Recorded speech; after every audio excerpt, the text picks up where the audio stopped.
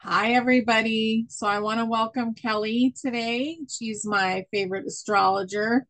And we're going to talk about the full moon, Neptune, and the eclipse that's coming. And what is that going to do with all the energies? Because remember, they're beings. So Neptune is a being. What is he doing up there? And what is happening for all of us down here? Because this is like a map so that we can see what's coming. hmm So, how are you, Kelley? Good, good. Yeah, the full moon is a partial lunar eclipse, and Neptune is thick in it. So we need to look at all of that and see what that means to us. As you said, it's a kind of map. It's a kind of this time it's a navigation chart because we are in the big cosmic waters here with Neptune being so important in the moon. And there's some other dynamics too that we'll talk about here. One of them we've been talking about for a while, but I just wanted to reiterate that it is still in form and it's even more activated this month. So this is the full moon. So it's the fruition of the new moon we had 2 weeks ago. And so this brings us in Virgo. That's the sun sign we're in. And the full moon then is in the opposite sign, Pisces. So let's take a look at the charts and some images that help us kind of understand more about what's going on. I hope you appreciate the images because I do think, a picture is worth a thousand words sort of thing. So Mhm. that helps with the intuition that is, astrology is an intuition thing. It's an intuitive language, language of the soul, a language of the stars. So here we have the chart of the full moon. And I'm highlighting here the sun, which is in Virgo, and the moon, which is in Pisces. They're opposite signs. That's what the sun is reflecting the full moon is reflecting the light of the sun, and it brings out the dynamic between the two signs. So we started with Virgo on the new moon, but now we've got the Pisces reflection with the opposite sign that brings both sides to our attention and into our experience more fully. So also, we have this green triangle here. So red lines in the what I share are activation lines. Like these are like, okay, we got to do this. It's an activation. Whereas the green lines are the smooth foundational energies that we can count on working with. And we have planets in all of the earth signs. And that's partly the sun, which is not a planet, it's the life force and how that earth is receiving that life force. And this is sun sign Virgo, which is an earth sign in a beautiful alignment with Pluto that's back in Capricorn for 2.5 months to kind of finish up some stuff. This is a concentrated kind of focus because Pluto's staying right here at the very last degree of Capricorn for the next 2.5 months, really zeroing in on finishing up a cycle that began in 2008. Pluto is about power. This is a transition of power and the systems that have been governing the world. And we've got a lot of corruption being exposed, and a lot of the earth energy is calling for a transformation in how we live on the earth. So Mhm. that's part of what Pluto is about. So it's some work for these next couple of months, especially until while Pluto is retrograde, going back over and cleaning up stuff. And then when Pluto starts turning forward, it's like, okay, the redesign and the restructuring is getting more obvious. And that would be in the middle of October when Pluto's moving forward. And it was like, okay, we're in forward motion now. We've done a lot of the cleanup. Whatever's been happening in the bigger picture has been happening. So that's Pluto, which is one of the planets that represents um, themes in the collective consciousness that are being transformed. Now, the other planet in the Earth triangle here is Uranus, another one of those collective consciousness planets that represents the revolution of our times. And Uranus, the awakener, the higher mind, has been asking us to embody higher consciousness so that it's earth embodied, and the earth is herself is waking up. So we're working with earth to kind of embody this changed energy of consciousness so that this full moon is got that. It's like we've got it, we're really doing this. This is happening. This is on the ground transformation. Nobody's going to miss it. So that's the beauty of the green triangle is all of the earth signs are supporting the manifestation of the new energy here and the changes that are in progress. So when we have a green triangle, we have now this red line, this full moon activation that's taking all of the energy, the earth energy, and funneling it into the full moon, which is in Pisces. And the full moon is conjunct Neptune, which is the ruler of Pisces and extra strong here. And Neptune is getting ready to change signs also. And it will be going into Aries next year. So this is a fulfillment in a way of the Pisces and Neptune that's been in place since 2011, 2012. So another cycle is ending. And so is Uranus actually going to change sign next year too? So that's another cycle that's ending. So here's this full moon focusing on Neptune. Let's look at some images here. So here's the Pisces. Here's the two fish of Pisces. Here's one fish. They're tied together. And here's the other fish. And right next to one of these fish here, we see Andromeda, who has a galaxy of her own. And here's Pegasus, the flying horse. And then all of this is part of a big story in the sky. But I just wanted to show you the two fish and how that constellation is imaged in so many star maps. Love it. And next. So Pisces is the fish.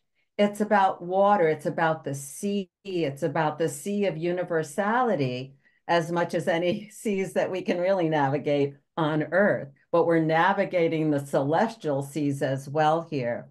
And Pisces is a water sign, which is very tuned in, very sensitive. It's one of the most sensitive signs. It's like a sponge that just soaks everything in.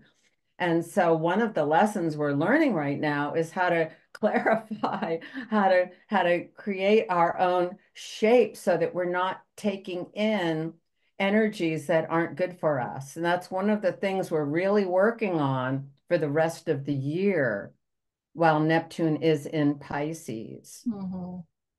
So it's sensitive and dreamy and a little spacey sometimes. It's hard to ground with Neptune, but we've got the sun in Virgo. So it's like, okay, you're in your body, pay attention to it because your body gives you a lot of clues. It has all that organic wisdom in every cell that we can listen to. So we need to really work with that Virgo energy to stay grounded because this energy is very very spacious, let us say, and compassionate.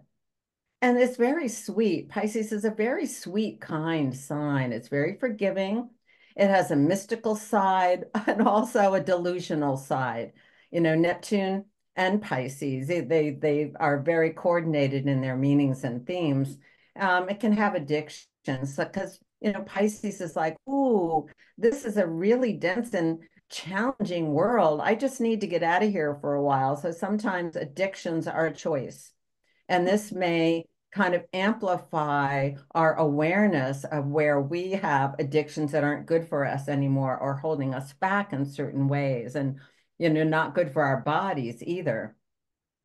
So some of the negative of Pisces can also be a kind of victim consciousness. And we want to really look at that and really, kind of deal with that and not go there. But it's there's a little hook here that we need to watch out for. Now, considering this is a partial lunar eclipse, it's not going to be like we're going to lose the moon or it's going to be a total eclipse. But I have learned from experience that even a partial eclipse, which we hardly notice as a phenomenon in the sky, can be very powerful, especially if it clicks into your chart in a certain way. Mm. So this is going to be especially strong for people who have their who are whose birthday it is, this week, Right. but also for anybody who has their sun toward the end of Pisces is having a big Neptune visitation. So this would be let me think about this. So this would be say people born in the middle of March when we still are in the Pisces realm. Mm. So it also has to do with the moodiness of Pisces, and because it takes on whatever mood it's in or is around. It's like a fish in the tank, or in the pool of water. It Yeah. kind of, if you're with a group of people, you'll tend to kind of merge into that group. And it's like, wait a minute, are these the people I really want to be around exchanging energy with? It also can be escapist, but sometimes we need to watch a movie or two. Mm. And it can get into fantasy. And it also is about the styles of the times. It's about the latest movies, the latest advertising slogans. It's a very impressionable sign. So this is, keep track of what you're doing in the moment. Keep track of your mundane tasks. Washing the dishes can be very grounding. It's not one of my favorite things, but at a certain point, I've got to wash that pile of dishes. Mhm. So Pisces tends to go with the flow. And we want to, identify what flow we're tuning into and then go with it. It's a very tuned in sign with frequency and the unified field. And as we're lifting into this next dimensional aspect of our experience, we are wanting to raise our vibration so that we're in the universal field, not the polluted waters, and that we're opening up to the veil of illusion dissolving and seeing a level of reality. So that's part of what's going on here. And Neptune is the planet that is highlighted here as the ruler of Pisces. And Neptune is, as a collective experience, part of the big dreaming, part of the collective dream that manifests our reality. So this is a beautiful full moon to imagine the dream and what it is that your dream or vision is, and how that's tapping in to, that John Lennon song, you may call me a dreamer, but I'm not the only one. So I hope you'll join us and the world will live as one. A perfect Neptune song. So and then there's a shamanic questioning. Are we dreaming Earth or is Earth dreaming us? And that's a perfect question for this full moon, that our energy is so fused in a way with the earth energy because we have bodies. So we are, as we can help embody the level of consciousness, that we're moving into, then we also help the earth in doing that as well, and she's going to help us too. So there's a mutual thing going on here, and Pisces and Virgo are both mutable signs that are very interactive. It's just, being aware in the moment of what's going on. Yeah, that's very relevant to what's happening right now. Yeah. And we Yeah. haven't even gotten to the full moon yet. So this full moon, is a highlight here. Yeah. And since it is even a partial eclipse, there's a door opening here. There's been a kind of slice through the fabric, and we're looking into new possibilities here. And that's another theme of this full moon that we'll get into in a moment. And that can be part of the problem. So, Hmm. so Neptune, the big dreaming, the collective dream. And as I said, Neptune is getting ready to change sign. And next year, as early as at the end of March, it's going into Aries. It's a whole different energy. This is fire. This is light. This is newness. This is freshness. And so this is the transition that we're moving into. And we know this is coming. It's already vibrating. It's like we can almost on this eclipse be looking through that door, that portal, this passage, and be moving toward this energy, which is going to light us up quite significantly. Yeah. And that's a 14-year cycle that we're moving into transitionally and then fully by January of 2026, which is not all that far away. Hmm. So now here's a little sidestep. This is when we're starting to look at some of the red line, the activated patterns of this eclipse. And this is one that we were talking about on the new moon because we had the new moon with the same pattern that's activated, except we only had 3 corners here and we didn't have the 4th corner that brings it all together. So this full moon is taking a pattern that was active on the new moon and even before that, with the collective line of destiny that's connected to the dragon head and the dragon tail, where the path of the moon crosses the path of the sun, and there we see eclipses. So we see that the moon is really close to the dragon head. And that's why any astrologer looking at this chart would say, oh, full moon, and it's an eclipse. So we're going into eclipse season, and we'll have a new moon eclipse on the next new moon. But this is the full moon partial eclipse. It's opening a door. It might be a very subtle door. So, keep your subtle vision in play. So this pattern in relation to the line of destiny is activating Ceres, which is the earth mother, the goddess who grows the grain and feeds the people, a lot about food, a lot about the health of earth and the land and the dirt. And since the last new moon, we had Robert F. Kennedy Jr. coming out really strongly with the voice of Ceres about toxicity in our food and about, the what's been going on here. And this is partly what Ceres wants to address. And it so happens that Robert F. Kennedy Jr. has a very strong Ceres in his own birth chart, and he is for her. He's an advocate for earth and for health and for the health of the earth as well as everyone on it, including not just humans.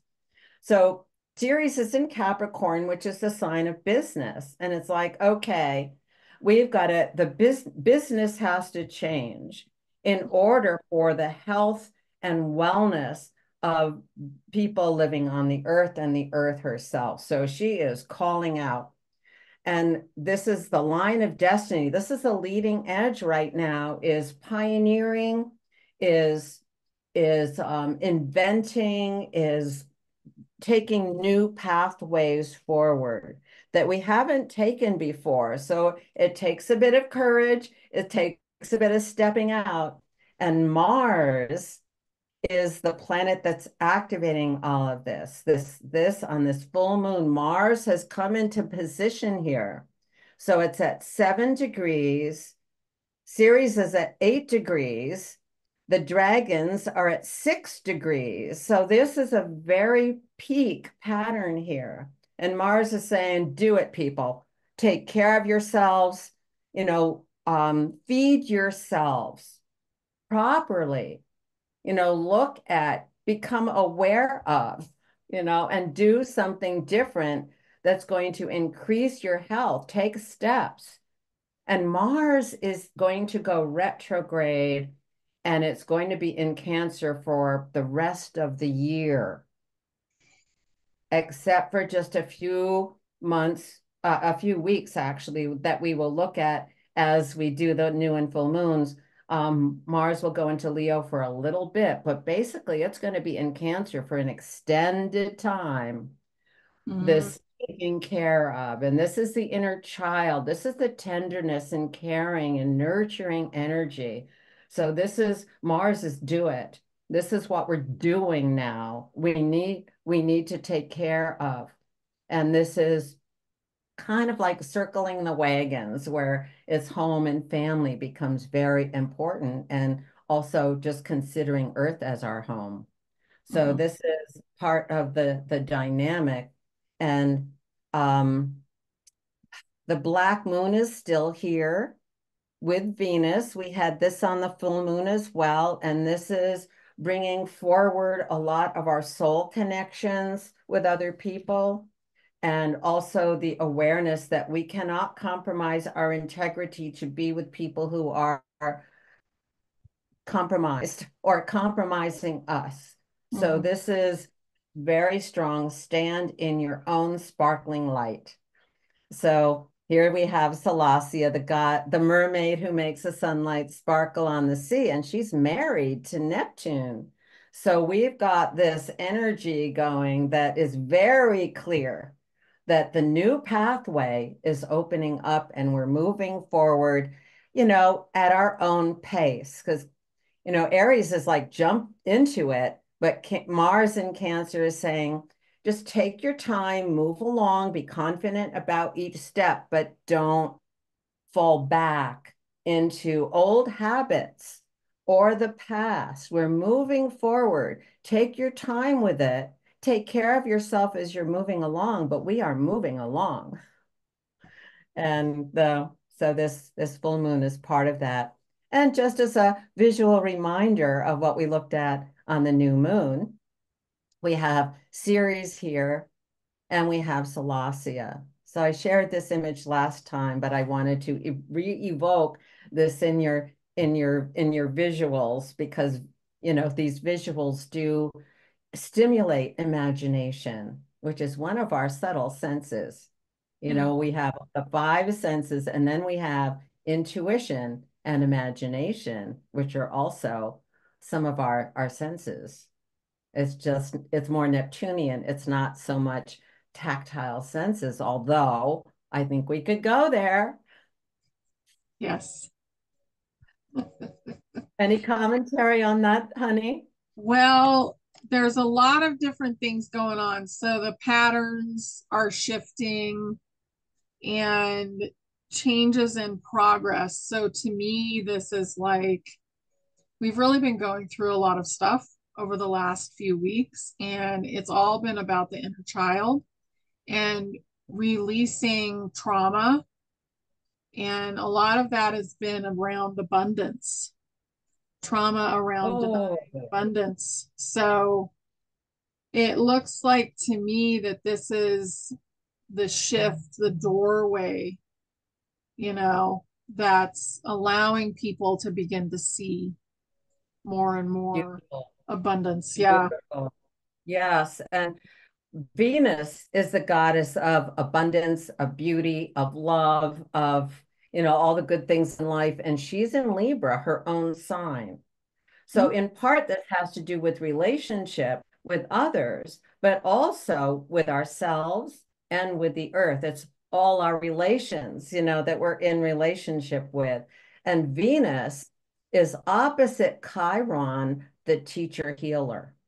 So we're healing this abundance, this we deserve it, this we are light beings, that and we Yes. can do this. So this is a very strong healing dynamic for the divine feminine, being very activated in so many ways. And then Mars is more to do with the divine masculine, if we look at it that way. Mhm. But this healing of the things that are getting in the way of accepting and receiving, which is also a theme of Cancer. We don't always feel safe sometimes to kind of, receive.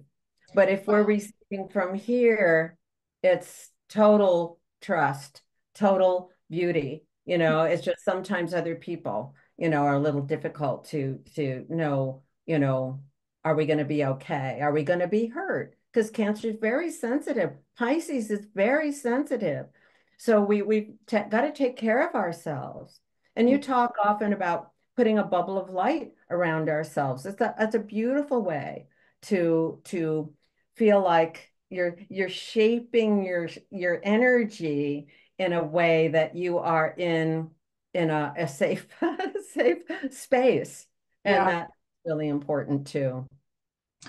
Well, and with Mars and Cancer together, that kind of shows like Mars is caretaking or saying, I have your back. I am here to support mainly. And protect, Yeah, protect. support and It's protect. very protective, Mars. Mars, in the classic astrology, Mars is not great in Cancer, but it's really good at protecting and defending one's territory. Mhm. It's like it's not a warlike placement for Mars. It's more like I'm standing my ground and I'm like any invaders, you better leave now, kind of thing. That's Yeah, taking care. That's the circling the wagon sort of thing, which I guess is a metaphor from the Old West.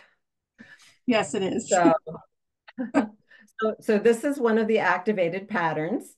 And so let's go back and look at this full moon again. Just get back to our basic Virgo Pisces. This is kind of like, Virgo is the mundane activities of daily life. And there's kind of like Neptune and Pisces over here. They're like angels in the woodwork. The simplest mundane tasks can be infused with magic. These are some of the notes I took in the middle of the night last night.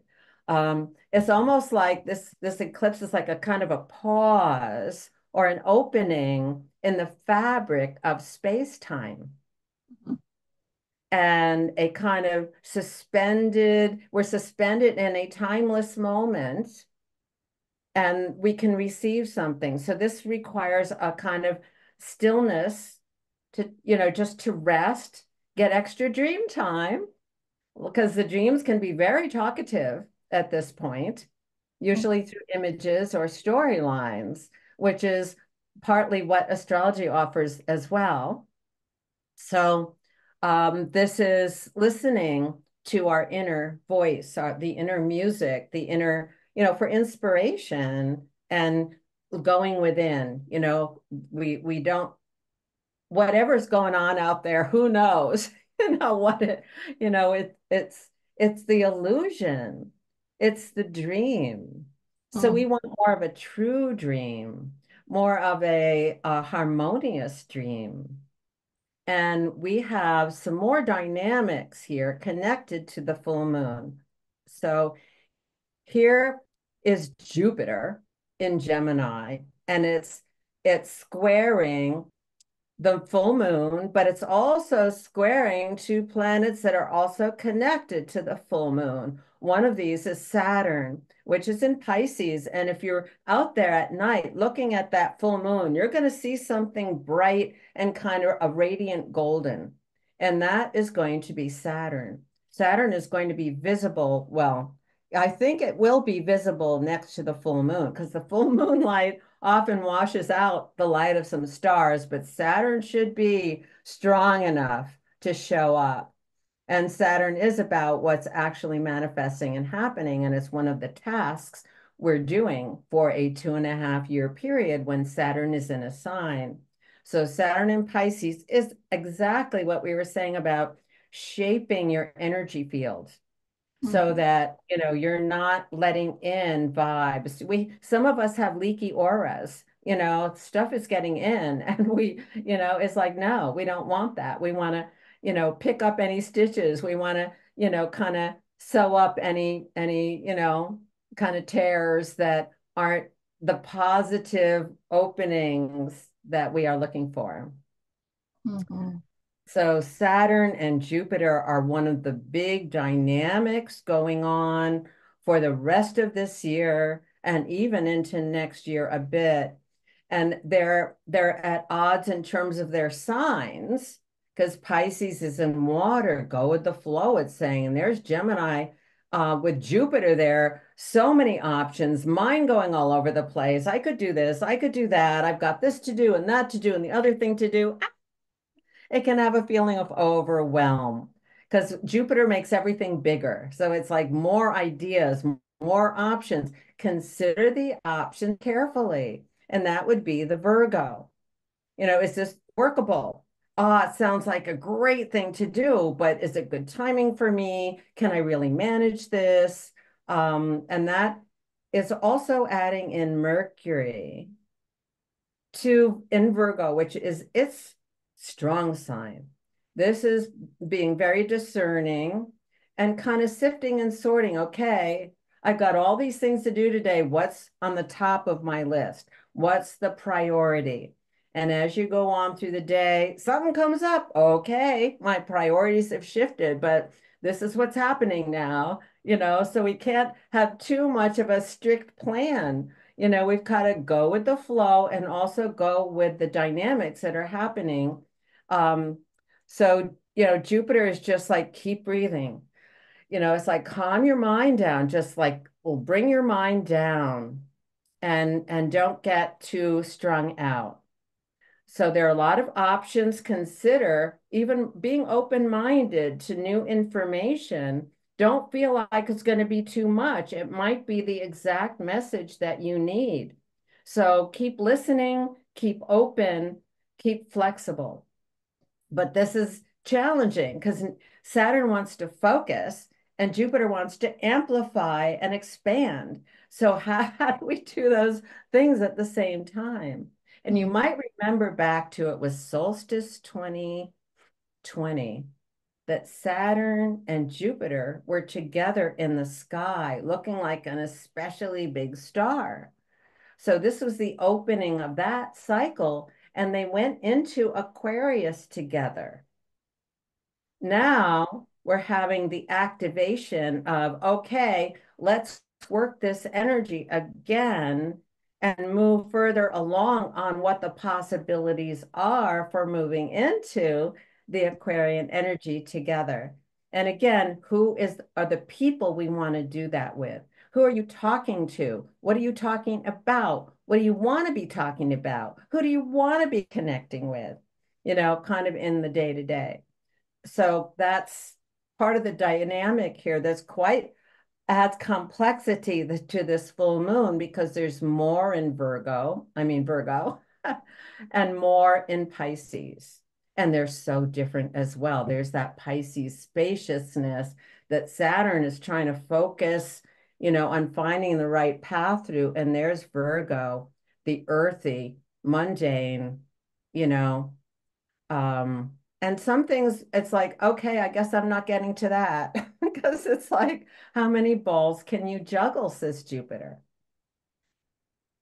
So there's that. And one more part to this is Varda.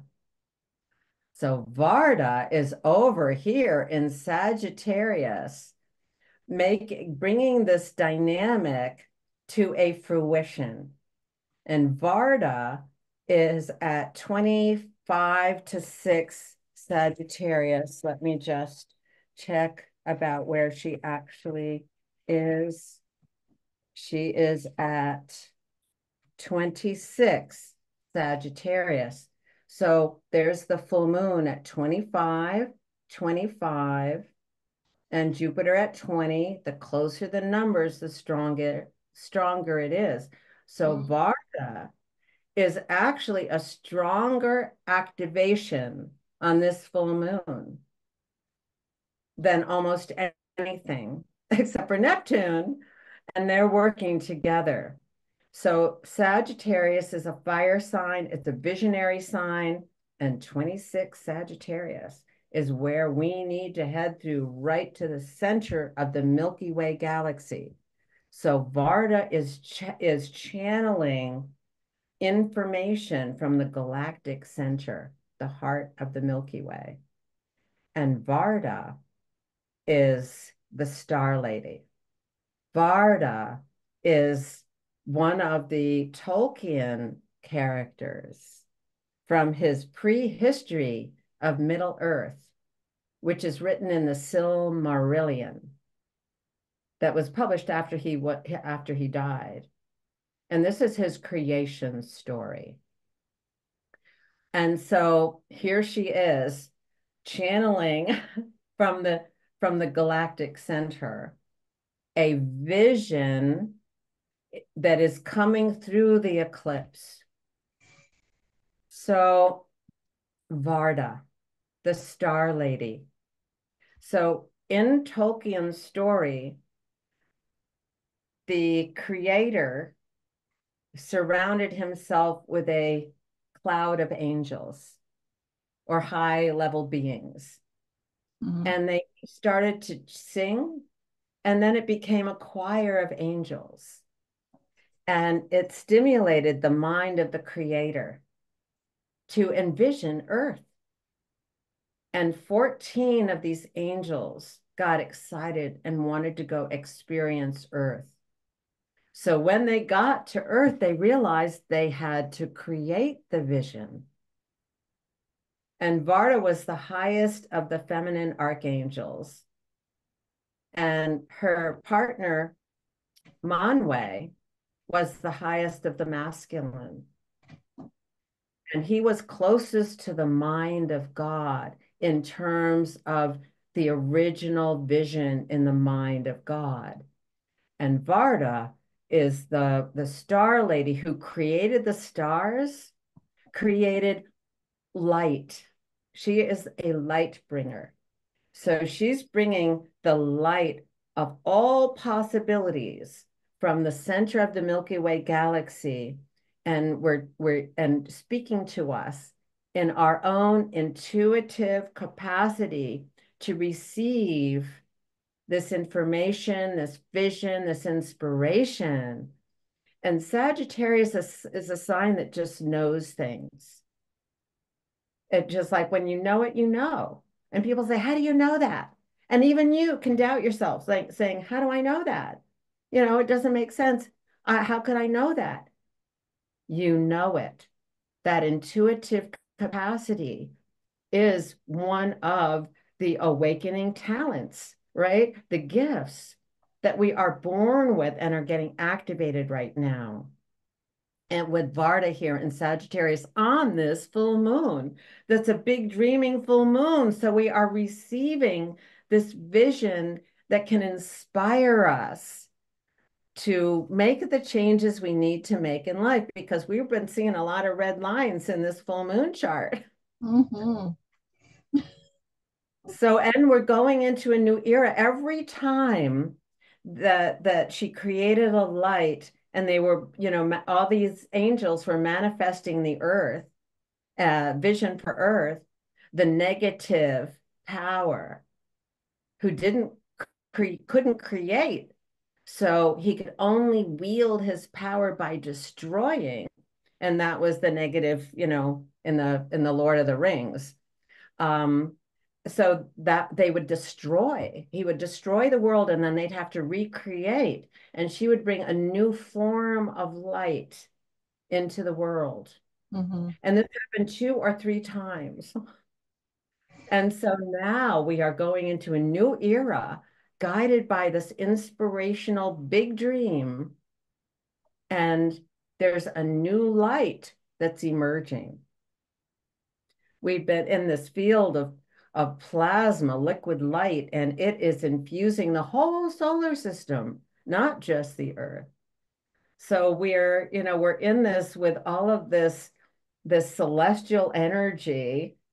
And this is the beauty of astrology, and that the astronomers have discovered these new things out past Pluto, and they're naming them for indigenous creator gods that bring forth this quantum invitation to be co-creators. So Varda is the one right now who's extending her invitation. And I'm showing Manway here because Manway just went into Aries. And we're going to be talking about Manway more in the next couple of moon cycles because the destiny line is going to align with the Manway energy. And next year, when Neptune goes into Aries, it's also going to start aligning with the original vision that Manway holds of what the creation, what the earth is meant to be. So this is all very, very exciting. Very good. Yeah, so much fun.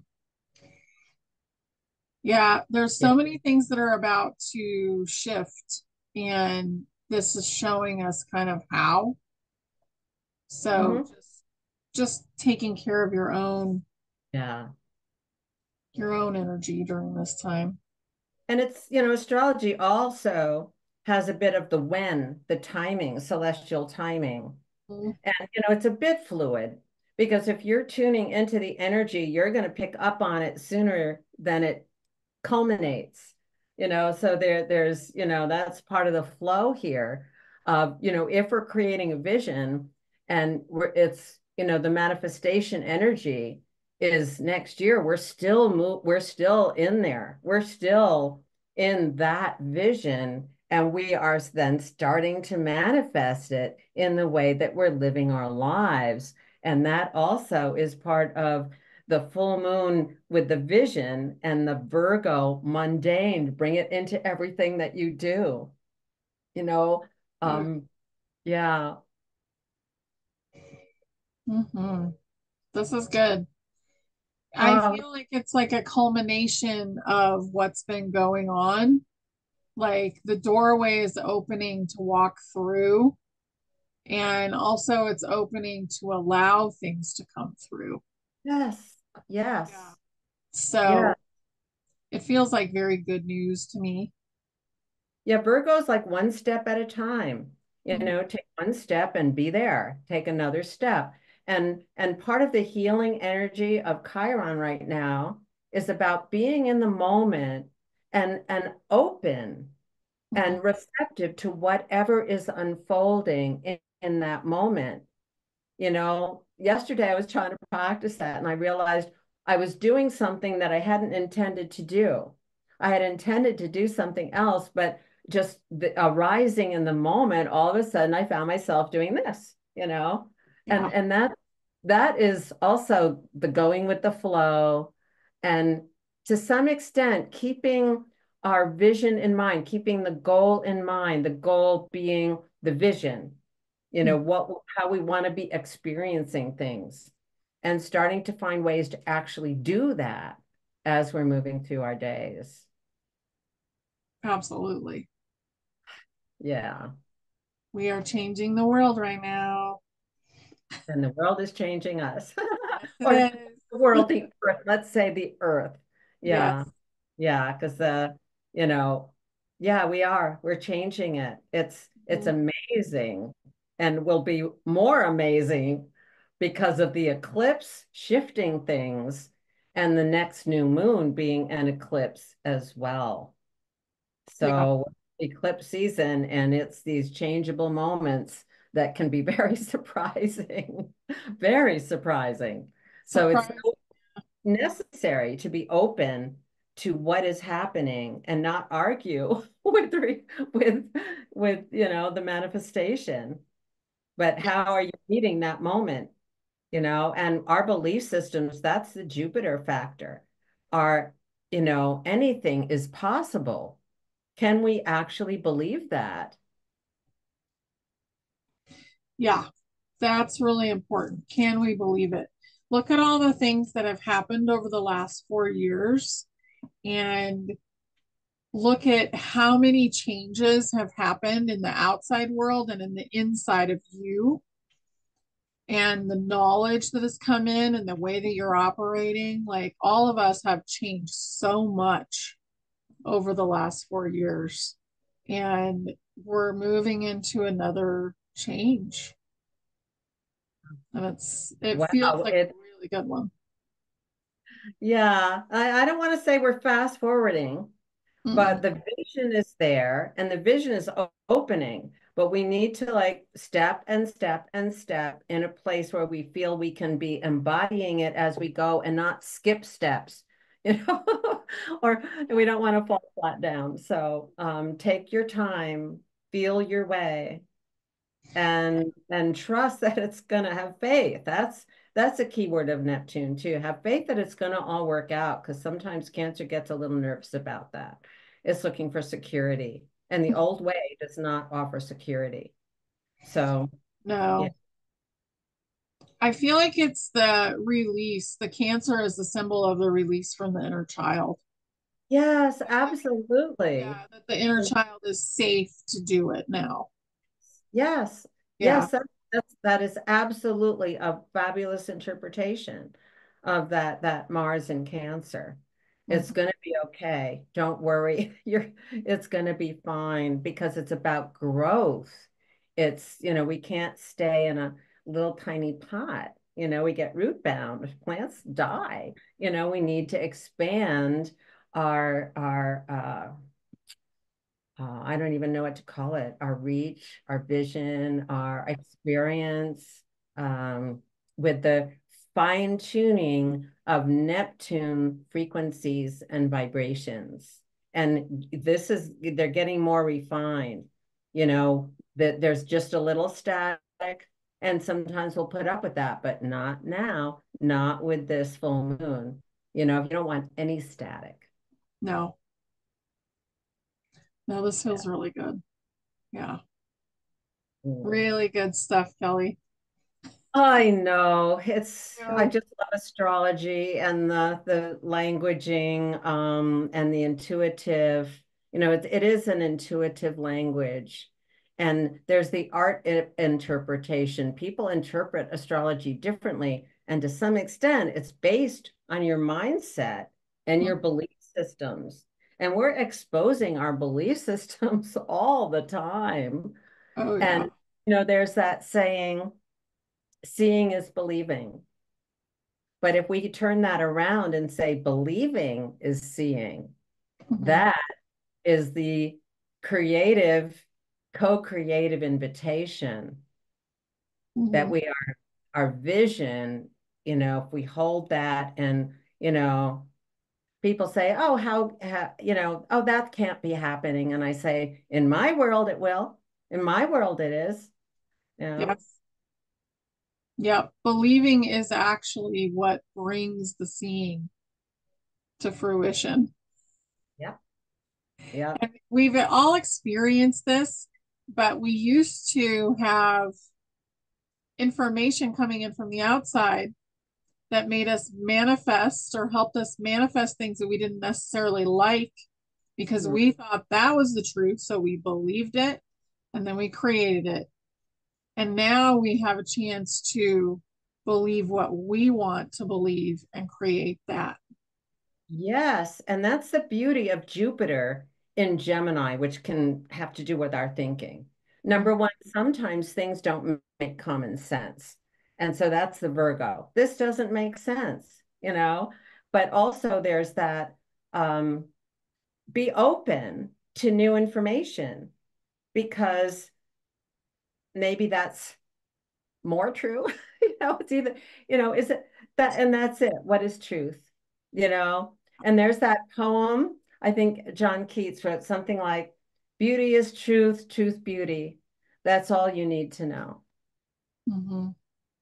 Love it. Love it. Thank you so much. And I really want to thank the internet for holding out for Gosh, us yeah. to do this video. Yay. Okay. So awesome. Okay.